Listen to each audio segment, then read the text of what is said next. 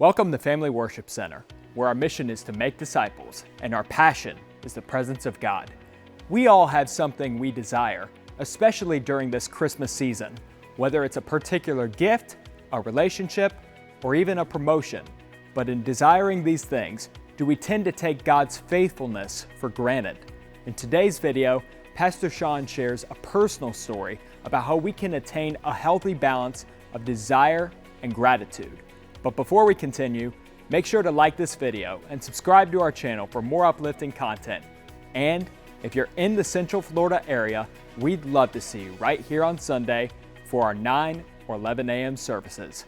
Let's dive in.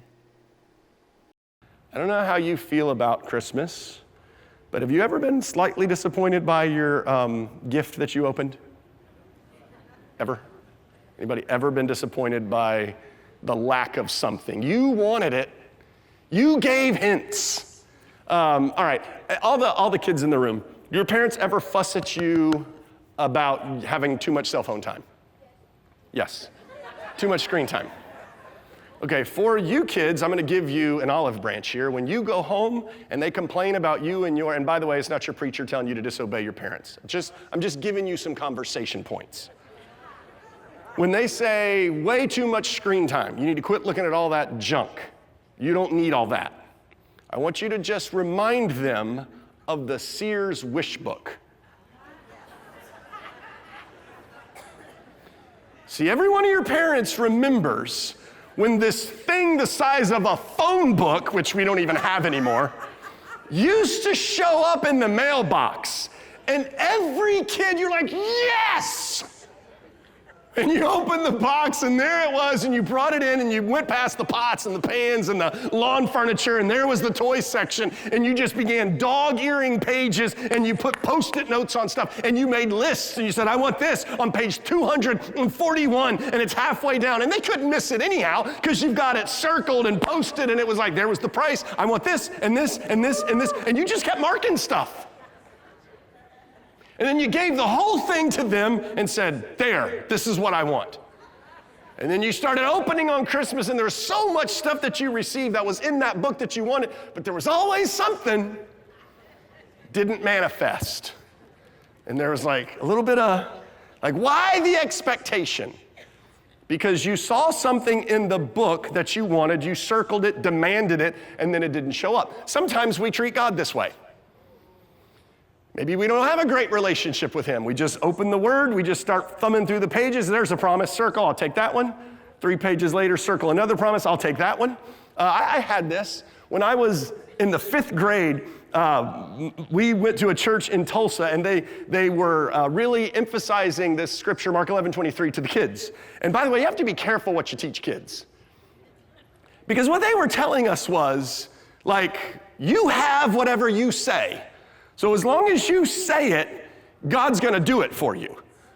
Great. Great.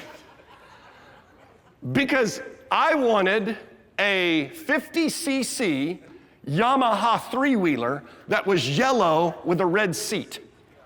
And every day I would come home from school, I'd hop on my bike, I'd ride up to the Yamaha dealership, I would go sit on that 50cc yellow Yamaha 3-wheeler with a red seat. And I would just I could see myself. I mean, I was manifesting it, y'all. I was on the 3-wheeler daily. And I'm like, this is mine. I have it now. Christmas came. And there was a whole bunch of stuff. My parents are crazy at Christmas. They spend way too much money. They give us way too much at Christmas. But you know what wasn't there? A 50cc yellow Yamaha 3-wheeler with a red seat. And I was just devastated. But why? See, I had taken Scripture and applied it to a particular desire that God hadn't promised me. And in the absence of a relationship with him, we will misappropriate the promises of God. And we will, rather than being frustrated, it's like bad enough that we get frustrated that we didn't get something that we want. The biggest part is we actually miss the part he did do. Because I can sit here decades later and I can't remember one thing I got in the 5th grade that my parents worked their tails off to provide. I can't remember one thing, but I remember the one thing I didn't get. And sometimes this is our relationship with God, where we live frustrated at the one thing we didn't get, and we miss everything that he's done for us.